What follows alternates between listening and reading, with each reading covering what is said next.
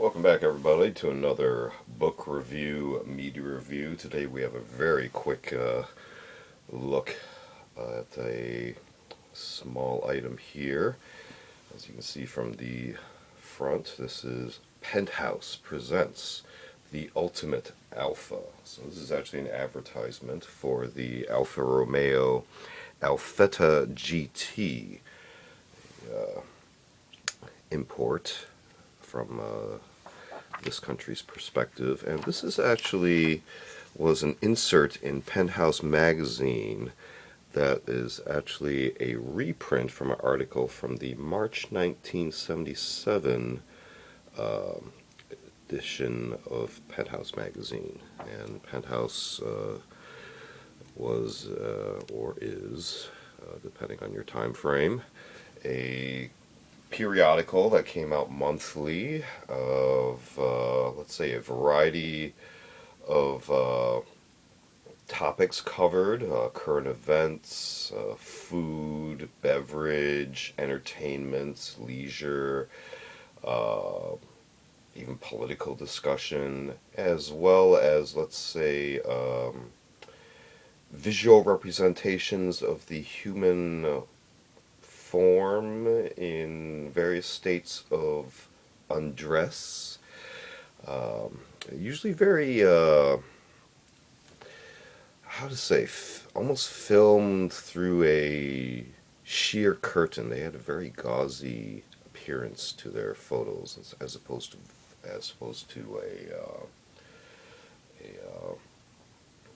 stark contrast reality type of photographic style. It was a very artistic, gauzy look to it, but compared to other periodicals of similar nature. So again, let's take a look. Here we have a gatefold photo of the side view of the Alfetta. You can see has four wheels, obviously. Although at the time in the 70s there were three-wheeled vehicles. That was something going on. But two-door, and I do believe this is a hatch. And you can see from the profile, the wheelbase is interesting, with the front wheels very close to the driver compartment area, and the passenger wheels would be right behind the rear seat. You can just see it right there at the top of it.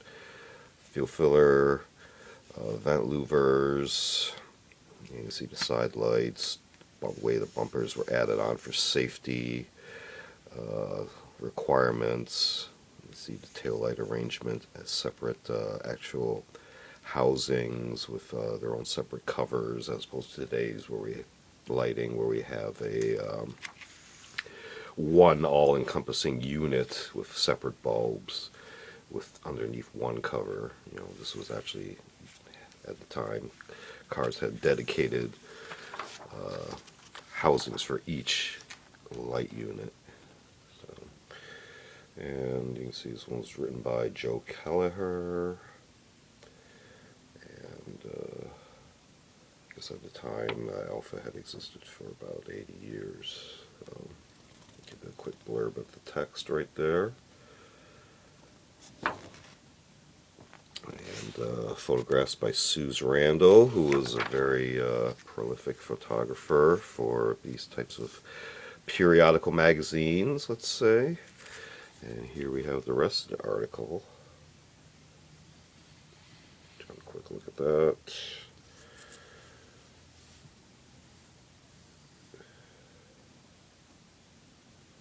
So it gives you the history and the information behind this car.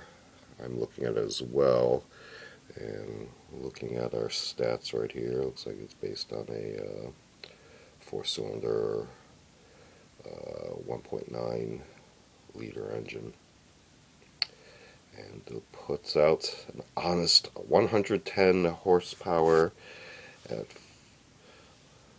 5500 HP. I wonder if they meant RPMs. Might be a typo there. can cruise all day long in a 75 to 85 mile per hour range, even on secondary roads. So at the time, I guess 55 mile an hour speed limit was a thing, as well as fuel economy. And there's our pricing for the time period. So it was priced a little bit more than the average domestic car, mid-sized car. So if you were willing to make a little bit more financial investment in a vehicle, which of course has natural price deflation or devaluation as soon as you drive it off the lot, although keep something long enough, eventually, due to lack of supply and attrition, value may go back up again.